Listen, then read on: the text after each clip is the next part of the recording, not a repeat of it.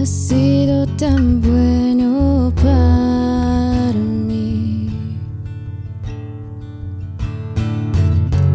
Antes de respirar, soplaste vida en mí. Has sido tan bueno para mí. Oh, tu amor me envuelve, me sostiene, amor sin condición. Me persigue y deja las 99 y va por mí. No puedo ganarlo ni merecerlo. Tu amor se entregó por mí. Oh, tu amor me envuelve, me sostiene, amor sin condición.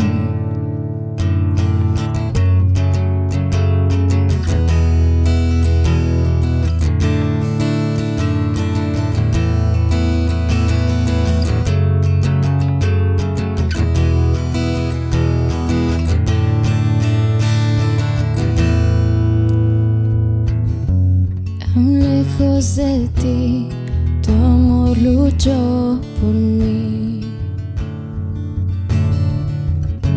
Has sido tan bueno para mí. Cuando no vi mi valor, te entregaste por mí. Has sido tan bueno para mí. Oh, tu amor me envuelve, me sostiene, amor sin condición. Me persigue y deja las 99 y va por mí. No puedo ganarlo ni merecerlo. Tu amor se entregó por mí. Oh, tu amor me envuelve, me sostiene, amor sin condición.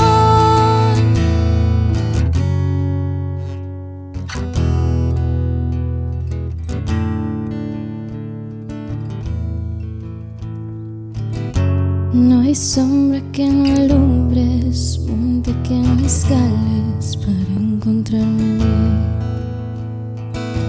No hay pared que no derrumbas, mentira que no rompas para encontrarme a mí. No hay sombra que no alumbres, monte que no escales para encontrarme a mí. No hay pared que no derrumbas, mentira que no rompas para encontrarme a mí. Oh, tu amor me envuelve, me sostiene, amor sin condición. Me persigue y deja las 99 y va por mí. No puedo ganarlo ni merecerlo. Tu amor se entregó por mí. Oh, tu amor me envuelve, me sostiene, amor sin condición.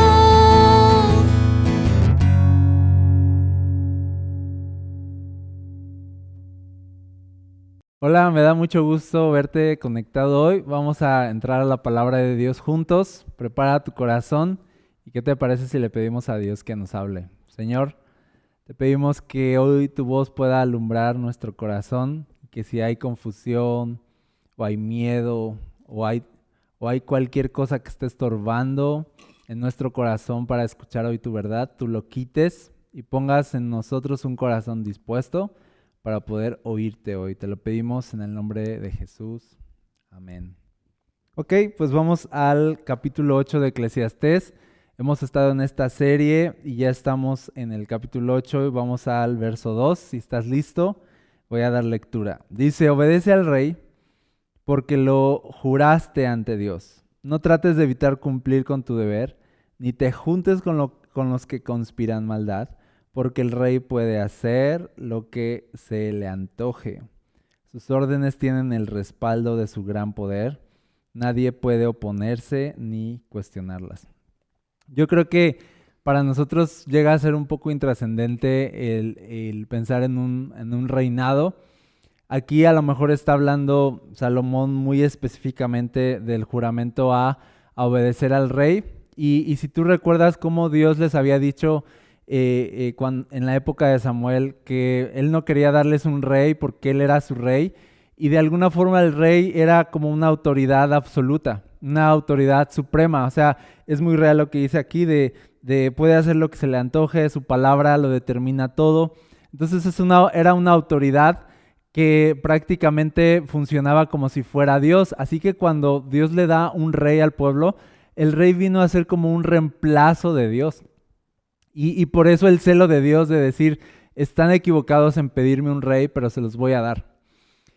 Entonces, cuando aquí habla del rey, a lo mejor para nosotros va a ser más trascendente que entendamos que nuestro rey es Dios y que le debemos lealtad a Dios, y que de alguna forma el pueblo había jurado lealtad al rey que tenían ahí físicamente, pero nosotros le debemos lealtad a nuestro gran Dios, a nuestro gran rey, que su palabra es absoluta, su gobierno está sobre todo gobierno, sí es real que puede hacer lo que se le antoje.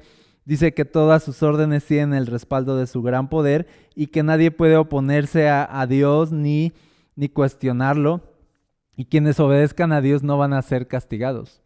Nos conviene en este momento pensar en ese juramento, en esa vida que debe responder al gran rey. Así que ellos habían hecho un juramento como pueblo de Dios de, pues ahora nos vamos a someter al rey, y dice aquí Salomón, no rompan ese juramento. Y quiero aprovechar para hablar de eso, de los juramentos, porque hemos oído que jurar está mal.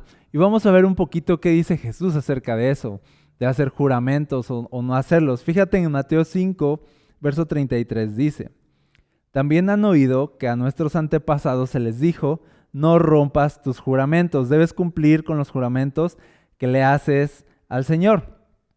Dice, pero yo digo, no hagas juramentos. ¿Qué es un juramento? Dice, no digas por el cielo, como decir, te lo juro por el cielo. Como que estás poniendo como garantía el cielo, como que estás garantizando tu palabra y estás poniendo de por medio el cielo. Y dice, no digas que juras por el cielo porque el cielo no es tuyo, porque tú no eres tan poderoso, ¿no? Dice, no digas que juras por el cielo porque el cielo es el trono de Dios, es su trono. No jures, dice, no digas por la tierra, no jures por nada que hay en esta tierra, pues nada te pertenece, nada es tuyo. No puedes poner como garantía de tu palabra o de tu promesa algo que hay en la tierra. Por eso dice Jesús, no anden jurando. Dice, no digan por la tierra, porque la tierra es donde descansa a sus pies Dios. Así como de, la tierra es de Dios también. Por el cielo es de Dios también. Dice, tampoco digas por Jerusalén, como de, es nuestra tierra Jerusalén. Dice, no, Jerusalén es la ciudad del gran rey. Ni siquiera digas por mi cabeza, como de, bueno, el cielo no es mío, no puedo ponerlo como garantía, no te puedo jurar por la tierra, porque es el estrado de los pies de Dios, por Jerusalén es la ciudad de Dios, ok, por mi cabeza es mía. Y dice, tu cabeza no es tuya, dice Jesús. Dice, ni siquiera digas por mi cabeza, porque no puedes hacer que ninguno de tus cabellos se vuelva blanco o negro. No te perteneces a ti mismo, no tienes poder sobre ti mismo. Si tu palabra falla, tú vas a cortar tu cabeza, tú tienes poder sobre ti mismo. Tú eliges el día de tu muerte, tú eliges cuántos años vas a vivir, tú eliges si un cabello se vuelve blanco o negro. Dice, tú no tienes poder sobre tu vida. De ahí que los juramentos en realidad no tengan sentido y Jesús diga entonces esto, verso 37, simplemente di sí, lo haré o no lo haré. Cualquier otra cosa, dice, proviene del maligno. Cualquier otra cosa tiene algo oscuro, no está bien. Ahora, déjame explicarte un poquito por qué en un principio se les decía a las personas que debían jurar ante Dios y cumplir esos juramentos, porque en realidad era como una ayuda para su terco corazón de crear cierta solemnidad y cierto temor de Dios, como de, hey, la vida es en serio, hey, las cosas que hablas son en serio y cuentan delante de Dios. Era como de alguna forma hacen hoy en los juzgados en Estados Unidos, que te ponen una Biblia para jurar que vas a decir la verdad. Y a lo mejor no va a decir la verdad, pero es un intento de crear cierta solemnidad y de poderle decir esto que vas a hacer, el testimonio que vas a dar, las cosas que vas a decir son muy importantes y Dios las ve y Dios las pesa y Dios las oye y Dios sabe si estás mintiendo o no. Entonces poner la Biblia ahí es como darle cierta solemnidad. En un principio el pueblo necesitaba de alguna forma tener una solemnidad ante Dios, ante lo santo. El no acostumbrarse a lo santo. Necesitaban entonces jurar para sentir un peso de responsabilidad por cada paso que daban, por cada palabra que decían, para de verdad tener temor de Dios durante toda su vida. De este juramento de, hey, juraste ante el rey someterte. De, hey, tu vida le pertenece a Dios. Hey, Él manda sobre todo. Hey, tú no eres el rey, Él es el rey. El verte así como de verdad por debajo de Dios y nunca creerte a la altura de Dios. Entonces los juramentos ante Dios funcionaban así, funcionaban para crear cierta solemnidad ante lo santo. La gente tenía más cuidado de lo que decía o lo que hablaba y funcionaba bien. Pero llega Jesús y les dice, a ver, ustedes ya andan jurando por todo. Tampoco se trataba de eso. Ya juraban por cualquier cosa en la tierra. Te lo juro por el cielo, te lo juro por Jerusalén. Era muy importante Jerusalén para ellos. Y ahora entraron como una especie de cultura de andar jurando de todo, porque había una cultura de desconfianza, de si no juras, no es real. Si no juras ante algo, si no juras ante Dios, no te creo. Y entonces llega Jesús y dice, eso es maligno. Están entrando en una cultura maligna y están, y este es el punto, profanando el nombre de Dios. Están usando justamente lo que dice la Biblia en los mandamientos. No usarás el nombre de Dios en vano. Entonces, el decir Jesús y el venir Jesús a decir, no juren, no es que esté mal jurar, no es que sea pecado jurar. Lo que estaba mal es que el asunto de jurar era crear solemnidad y en realidad estaba sucediendo lo contrario. Se estaban acostumbrando a lo santo. Se estaban acostumbrando a jurar. Jurar ya era rutina, incluso ya juraban aunque dijeran mentiras, incluso ya juraban de más solamente para afirmar que era verdad algo, aunque era mentira, y entonces estaban acarreando más pecado. Por eso Jesús les estaba diciendo, eso ya es del maligno. Convirtieron un mandamiento en una tradición, en una costumbre. Y qué sorpresa, a lo mejor porque la verdad el pueblo convirtió todos los mandamientos que traían vida, los convirtió en costumbre. Se acostumbraron a los mandamientos. Y esta es la tragedia, que se acostumbraron a Dios. Ese es el asunto. Por eso viene Jesús a detenerlos y a decir de, ustedes ya toman el nombre de Dios y juran por cuanta cosa, muy quitados de la pena. Ya no hay solemnidad por lo santo. Ya se acostumbraron a lo santo. Acostumbrarse a Dios y acostumbrarse a lo santo de verdad está mal, proviene del maligno. Nunca te acostumbres a Dios. El pueblo llegó a acostumbrarse tanto donde los mandamientos, por ejemplo, que ellos tenían, ya no se trataban de honrar a Dios o agradar a Dios, sino que convirtieron los mandamientos en tradiciones.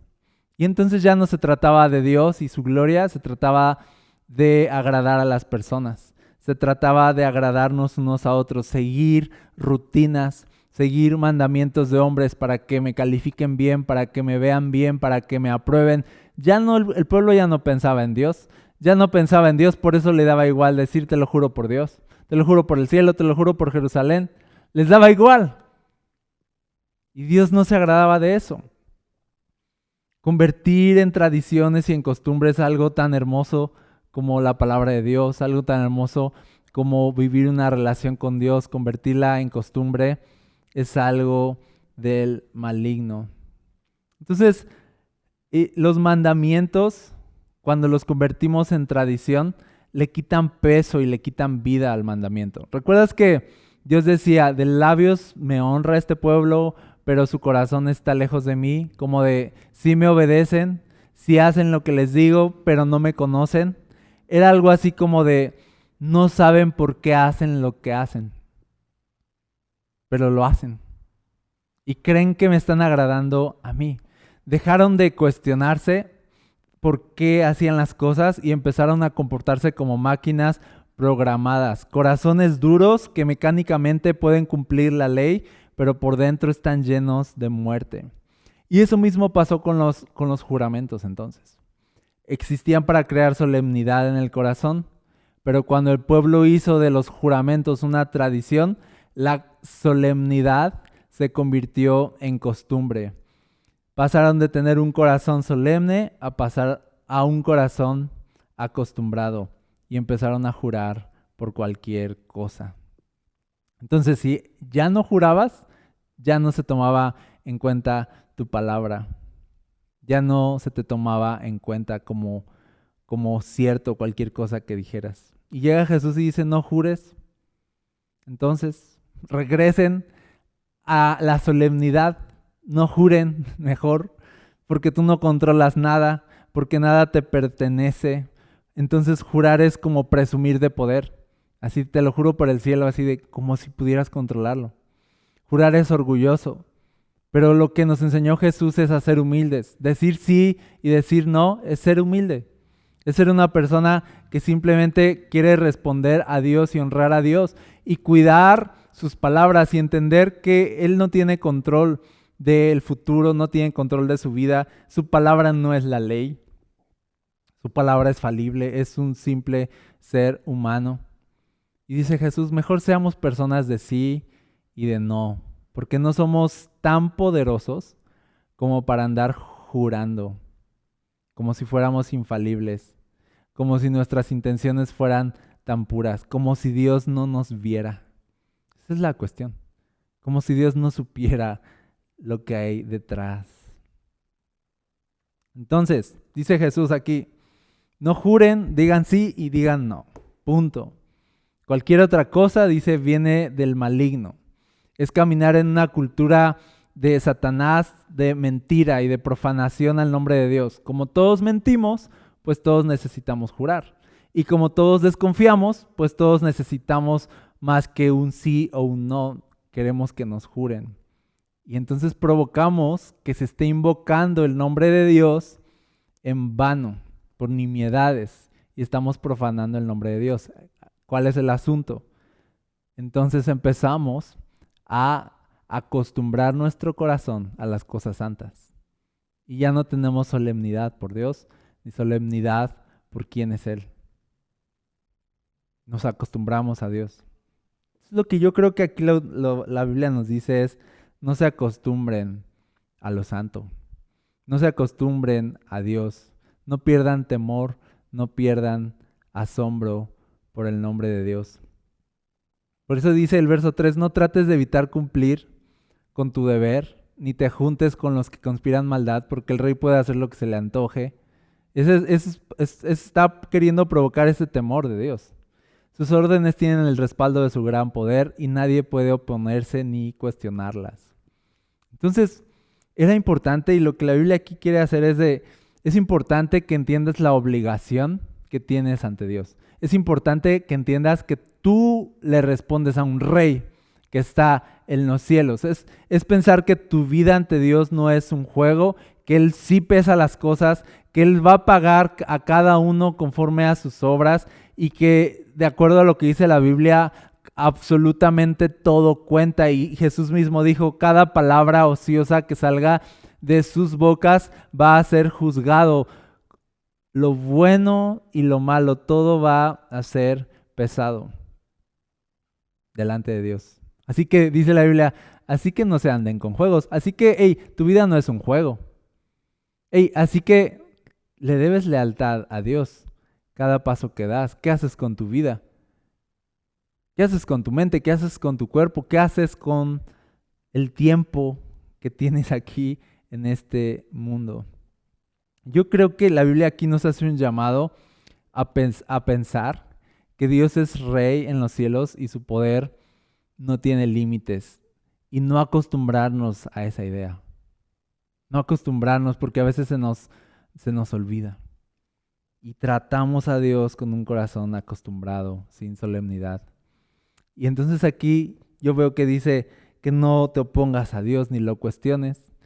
Perdemos tanta solemnidad a Dios que andamos a cada rato cuestionando lo que hace, cuestionando por qué no hace las cosas como a nosotros nos parece, cuestionando su palabra. O sea, ¿qué nos creemos? Esa es la cuestión del pasaje de hoy. ¿Qué nos creemos? ¿Quién crees tú que eres?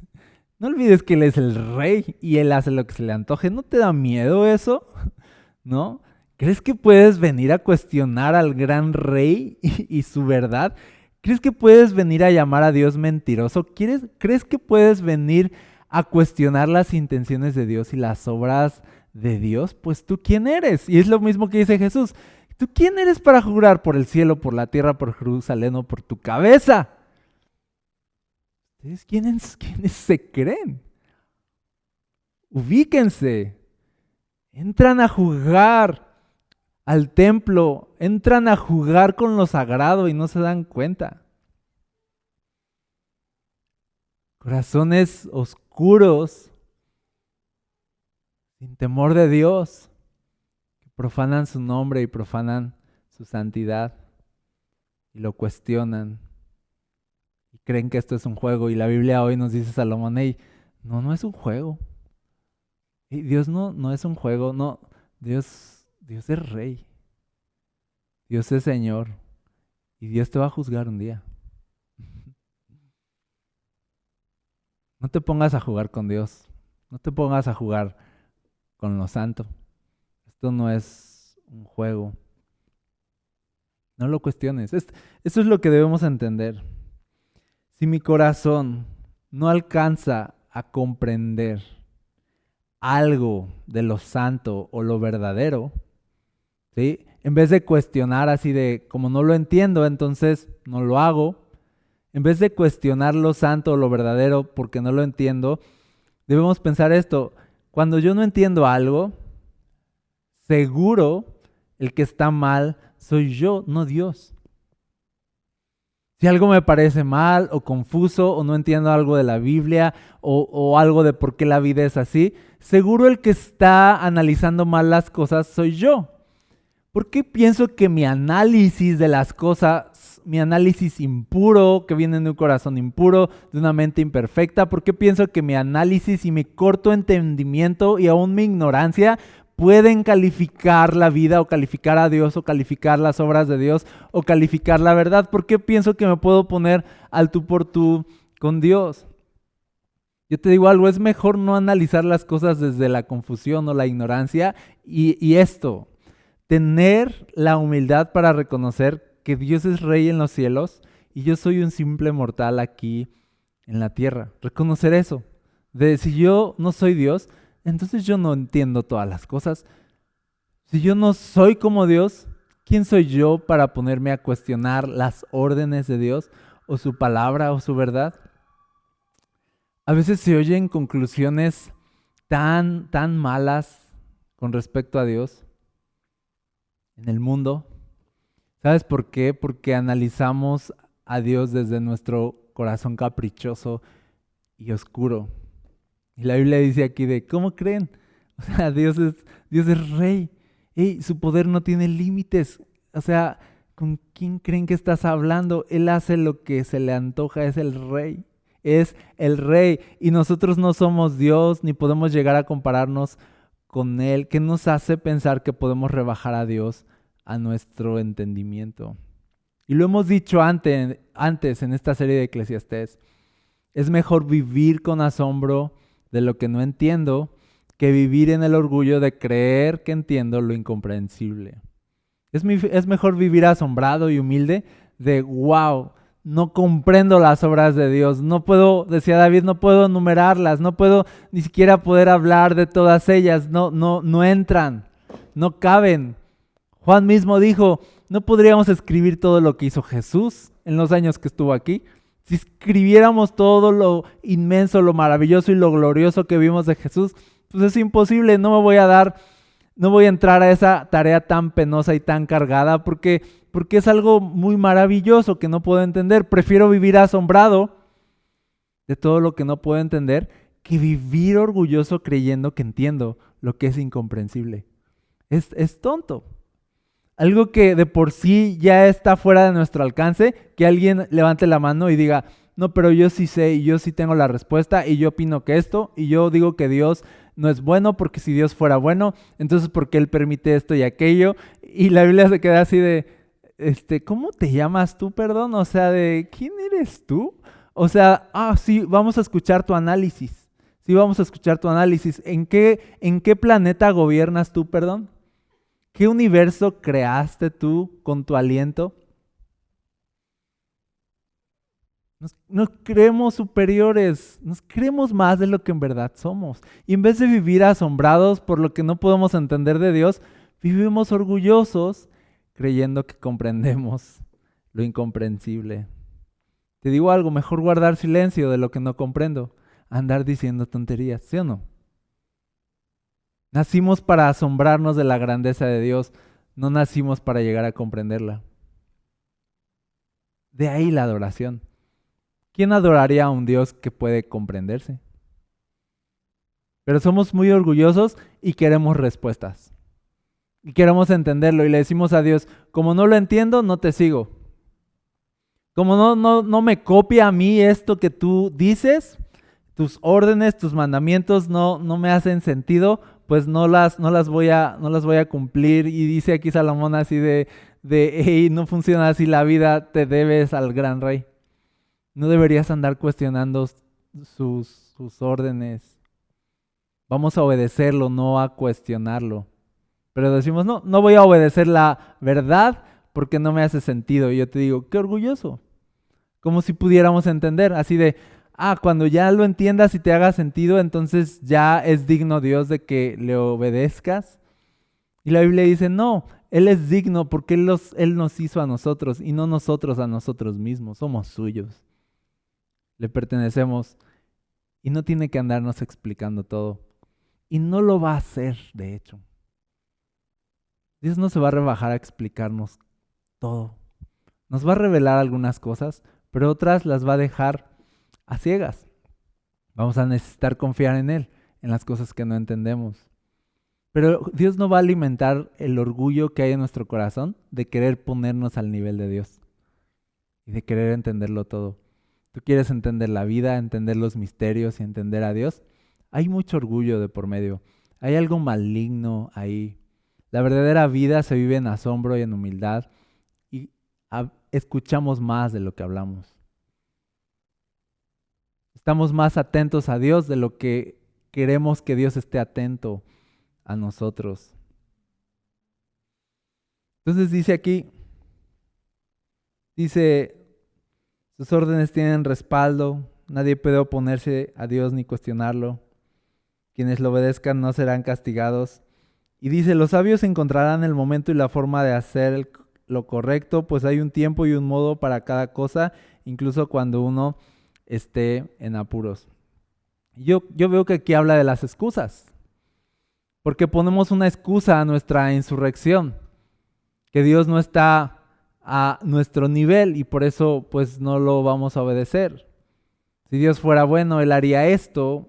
Si Dios fuera de verdad poderoso, Él no permitiría estas cosas o no haría las cosas de esta forma. Cuestionamos a Dios, ¿por qué no Dios hace las cosas de este modo? Y aquí dice al final tratas de no cumplir con tu deber y tratas de hacer lo que se te dé la gana solamente y poniendo a Dios a todas las preguntas y todas las cosas que no entiendes de Dios, poniéndolos como una excusa para no cumplir con tu deber. Cuestionas sus órdenes solo para no cumplir con tu deber, solo para no responder a Él. La verdad es que detrás de la insurrección y la rebeldía contra Dios hay un deseo de no someternos a Él y punto. Porque queremos hacer nuestra voluntad. Y mejor nos vale crear algunas excusas. Yo no sigo a Dios porque esto, yo no sigo a Dios porque la iglesia esto y acá, porque mi primo según es cristiano y él hizo esto y aquello. Excusas. Excusas. Deberíamos decir no sigo a Dios porque no quiero. Esa es la verdad. Porque no quiero, porque mi corazón no quiere a Dios. Eso es más cierto. Pero dice aquí la Biblia, pero no pongan excusas para poder hacer o para las cosas que deben hacer. Dice, los sabios van a encontrar el momento y la forma de hacer lo correcto. Los sabios no van a poner excusas, los sabios se someten a Dios y lo obedecen, no ponen excusas. Sabiduría, hablando de que los sabios, dice, los sabios hallan la forma. Los demás, los necios, ponen excusas. Sabiduría es comprender que no puedo comprenderlo todo. Sabiduría es comprender que no puedo comprender a Dios al 100%. Y entonces sabiduría es permanecer en humildad y asombro ante un Dios infinito en gloria. Un sabio camina en el entendido que no son supremos en este mundo, sino que Dios es el único supremo. Y si yo entiendo que Dios es el único supremo y que mi vida le pertenece, pues no voy a poner excusas para obedecerlo, para seguirlo. ¿Y por qué no? Pues porque vivimos en humildad. Vivimos en humildad. Yo no sé todo, yo no soy rey, pero me debo a un rey. Así que no tengo excusas. ¿Sabes? Entonces estaba pensando cómo los que nos sometemos a Dios estamos llamados a no poner excusas. Dice, no trates de evitar cumplir con tu deber. No trates de evitar cumplir con hacer lo bueno poniendo excusas. Los que nos sometemos a Dios no tenemos ninguna excusa delante de Él. Y pensaba cosas como de ¿por qué poner una excusa si yo me someto a Dios y vivo en esa humildad de someterme a Dios? Entonces no tengo excusa de no cumplir con cosas o no hacer cosas, porque en todo el que es humilde va a recibir ayuda de Dios, porque va a reconocer que necesita esa ayuda. Entonces todo lo puedo, ¿no? En Cristo, porque Él me va a fortalecer, Él me va a ayudar. No tengo excusas. Ponte a pensar cuántas cosas has dejado de hacer por excusas. Es que mi familia, es que mi mamá, es que mi abuelita, es que el clima, es que en la ciudad, es que México, es que el gobierno, es que en mi trabajo, es que no tengo dinero. Y ponemos excusas y excusas y excusas para no hacer lo que debemos hacer. Pero el cristiano es el que no pone excusas porque siempre tiene el poder para hacer lo que es correcto, porque Dios le da el poder para hacerlo. No hay excusa que valga delante de Dios, ¿sabes? Dios te pone en esa situación que es difícil, no hay excusa. Dios te va a dar el poder y te va a ayudar, puedes hacerlo. El que pone excusas son las personas que viven bajo su propio poder. Y entonces encuentran limitaciones en su vida. Y cuando tienes limitaciones en la vida, entonces tienes una excusa. Pero el sabio, dice aquí, el sabio encuentra en sus limitaciones una oportunidad para ver a Dios obrar en su vida. Dice, el sabio aún en apuros va a encontrar el tiempo y el modo de hacer lo que es correcto. ¿Por qué? Porque el sabio ve en las limitaciones la oportunidad de ver a Dios obrar en su vida. Eso es caminar en sabiduría. Llegar a entender de la vida no es fácil, no se supone que sea fácil, entonces no estás de caprichoso esperando a que todas las cosas se den. Los obstáculos ya no son más una excusa, ni tampoco son un pesar, sino son una oportunidad de ver a Dios obrar con su poder en tu vida. Dice, los que caminan así, en esa sabiduría, dice, van a encontrar el tiempo y el modo de hacer lo que es correcto. No van a poner excusas. ¿Sabes cuántas cosas se han detenido en tu vida por tantas excusas que has puesto? De Dios no me ha ayudado, y Dios no me ha bendecido, y Dios no ha permitido que sucedan estas cosas. ¿Y quién dice que esos obstáculos y que esas limitaciones que vas encontrando y que esas dificultades que vas encontrando no son el mismo Dios poniéndolas para ayudarte a ver su poder en tu vida? Y tú las tienes como una excusa de, no me ayudaste aquí. No, mira, ¿por qué permitiste esto y aquello? Y pensamos que las excusas valen delante de Dios. No hay excusa. En cada dificultad, en cada adversidad, no pongas excusa. Aprende a ver en esas dificultades la oportunidad de ver a Dios obrar en tu vida. De eso va la vida difícil. De eso van las adversidades, de ver a Dios obrar en tu vida. Pensamos que bendición es Dios haciendo que las cosas se den. Y no. Bendición no es Dios haciendo que todo se dé. Bendición es que seamos vencedores ante cualquier adversidad. Esa es bendición. Bendición es cómo Dios te ayuda a pelear batallas. Bendición no es Dios quitándote batallas. Bendición es Dios peleando tus batallas. Bendición no es que todo sea fácil. Bendición es ser fortalecidos con el poder de Dios para superar los tiempos difíciles. Esa es la vida cristiana.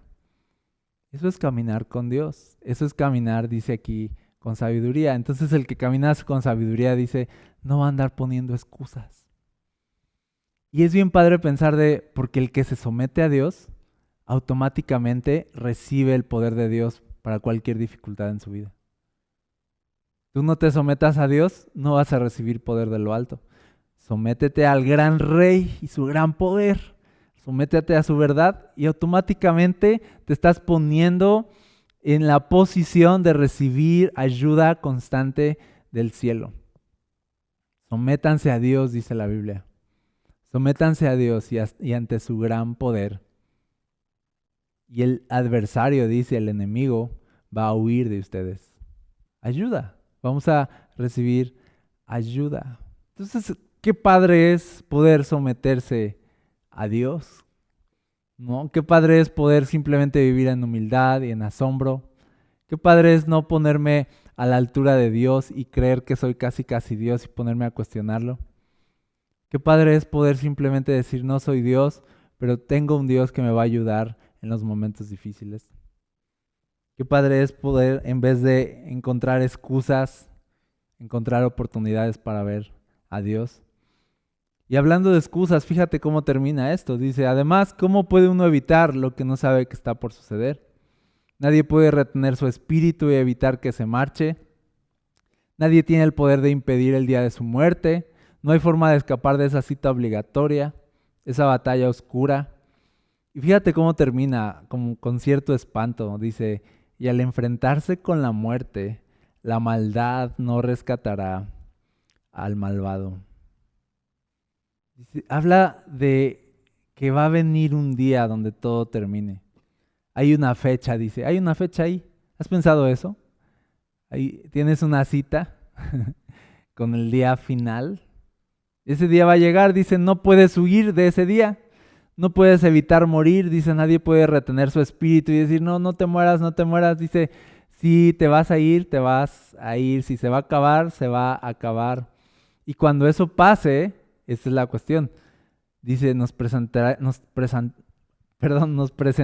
ante Dios. Y dice, el día de tu muerte, la maldad no te va a salvar. Toda esa presunción que tuviste y todas esas excusas que pusiste de es que yo nunca llegué a comprender y yo viví confundido y yo la verdad no hice esto y no seguí a Dios por esto y aquello porque yo nunca estuve de acuerdo y tú crees que todas esas cosas, es lo que dice aquí, tú crees que todas esas excusas va a estar Dios apuntando así de, sí, no, una disculpa, no, la verdad no me di cuenta. O sea, dice, no te va a salvar. todas las excusas que pusiste? ¿Tú crees que vas a tener la oportunidad de dar una explicación? ¿Tú crees que va a haber siquiera la oportunidad de darte a explicar y ponerte a explicar por qué no hiciste lo que hiciste? ¿Tú crees que en el día de tu muerte va a ser el día donde vas a poner una excusa más? ¿De por qué no hiciste lo bueno? ¿De por qué no seguiste a Dios? ¿De por qué hiciste tu voluntad por encima de la suya? ¿Tú crees que tus excusas van a ser válidas ese día? Y dice aquí la Biblia, no. Ese día va a llegar y todas las excusas y toda la maldad y todo el orgullo que pudo haber en tu corazón no te va a ayudar. Todas las excusas van a salir sobrando y no va a haber explicación que valga. Todo lo que debiste hacer pero no lo hiciste y toda la desobediencia y toda la rebeldía contra Dios. En realidad este texto es como de cierto espanto de, ey, espántense, hay un rey. Él hace lo que se le antoja, tiene autoridad sobre todo y ante él vamos a responder todos. ¿Qué les pasa jugando con la vida? ¿Qué les pasa jugando con su nombre? ¿Y ustedes creen que el día de su muerte van a poder presentar excusas? Te voy a decir algo acerca del día de tu muerte. Ninguna palabra va a hablar ese día por ti. Lo único que va a hablar ese día es cómo fue nuestra vida. No van a hablar las palabras, va a hablar la vida que llevamos. Ese es el espanto que quiere ponernos hoy la Biblia. Dice, obedezcan al gran rey, teman a su nombre, no cuestionen sus mandamientos. Él es Dios, ustedes no. Y no pongan como excusa nada. Solo obedézcanlo, no lo cuestionen. Tú dices, ¿y por qué voy a obedecer a algo que no entiendo? Porque no lo puedes entender, sé humilde. Pero ¿por qué no me lo explica Dios y por qué Dios no me hace entender? Porque Él es Dios y tú eres un simple mortal. Es lo que dice la Biblia. Y Él es eterno y tú un día te vas a morir. Él es el rey y tú eres su súbdito y un día va a pedir cuentas de ti. Esa es la cuestión de todo este texto, así de si se dan cuenta de que no se pertenecen a ustedes mismos, aunque se siente como si sí, pero sí se dan cuenta que no. Sí se dan cuenta que todo lo que hacen con su vida tiene consecuencias. Sí se dan cuenta de que hay un rey que va a juzgar a todos. Sí se dan cuenta que vivimos en un reino. Sí se dan cuenta que este no es el reino de nadie. Sí se dan cuenta que todo lo que hagamos tendrá un peso ese día. Que ninguna excusa valdrá ese día. ¿Sabes lo único que va a hablar en el día de nuestra muerte entonces? No van a ser nuestras palabras, sino nuestra vida. Pero también va a ser nuestra fe. Y esa es la buena noticia. Ahorita ya les voy a sobar todo lo que les dije. Esa es la buena noticia. Sabemos que hemos fallado muchísimo, sabemos que vamos a fallar mucho. Sabemos que no somos Dios, no somos perfectos. Tenemos un rey al que le vamos a responder. La buena noticia es que tenemos un abogado. La buena noticia es que aunque nuestras obras, buenas o malas, van a hablar ese día, en el día de nuestra muerte, Jesús y su sangre va a hablar más fuerte. Y si tú pusiste tu fe en Jesús, esa es la gran noticia, la buena noticia que predicamos. Si tú pones tu fe en Jesús, aún en la imperfección, aún en todo tu pasado, en todos tus pecados, la fe en el nombre de Jesús te va a salvar ese día. Él va a abogar por ti, porque en su sangre todos tus pecados fueron perdonados. En su sangre eres declarado inocente y no culpable. Esa es la fe que predicamos. Así que en el día final, aunque podríamos acabar esta cita con espanto de cuando llegue el día de la muerte, no habrá quien te ayude. La historia completa es, pero si pones tu fe en Jesús, Él va a abogar por ti y Él te va a salvar. Y su sangre va a poder tapar todas las excusas que alguna vez pusiste y todas las cosas que debiste hacer y no hiciste. y toda la desobediencia que alguna vez tuviste y la rebeldía con la que viviste por años. Su sangre va a tapar todo ese pasado oscuro y te va a presentar ante Dios como inocente, no como culpable. Esa es la buena noticia del Evangelio, que a pesar de que estamos tan rotos y somos tan incapaces de servir a un rey como este, tenemos una oportunidad de presentarnos ante Dios como santos, presentarnos ante Dios como inocentes por medio de Cristo Jesús. Yo te pregunto algo, hablando de todo este texto, ¿en dónde has puesto tu fe?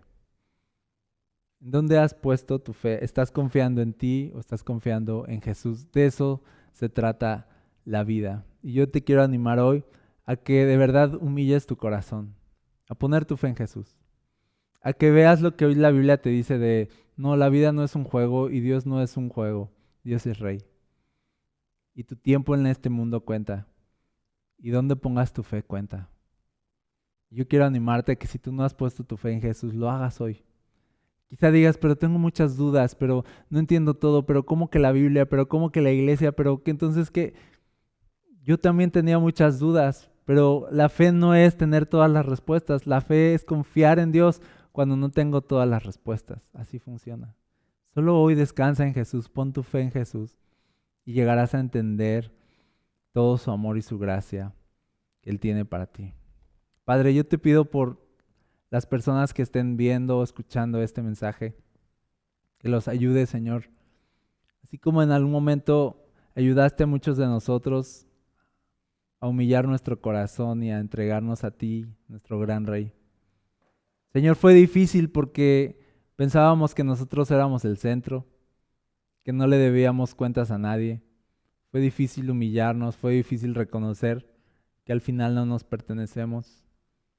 Fue difícil someternos a ti, pero tú nos ayudaste. Incluso algunos de nosotros nos humillaste para poder traernos de regreso a ti. Señor, yo te pido que tú así ayudes a tantas personas que hoy necesitan encontrarse contigo, que puedan reconocer su necesidad de ti, que puedan volver a ti, Señor, en humildad, se sometan a tu reino, Señor. Sálvales, Jesús. Te lo pido en el nombre de Jesús. Amén.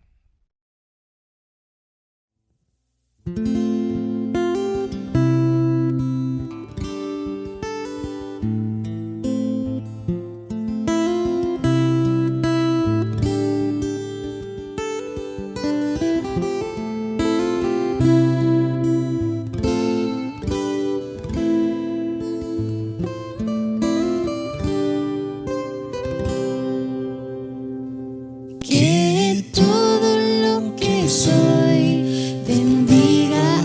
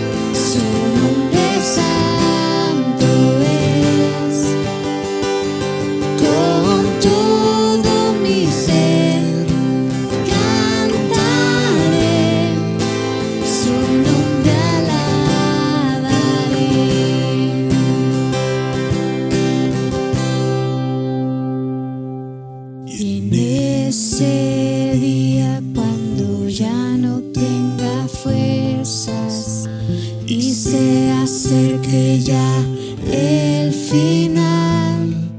Aún así te seguiré.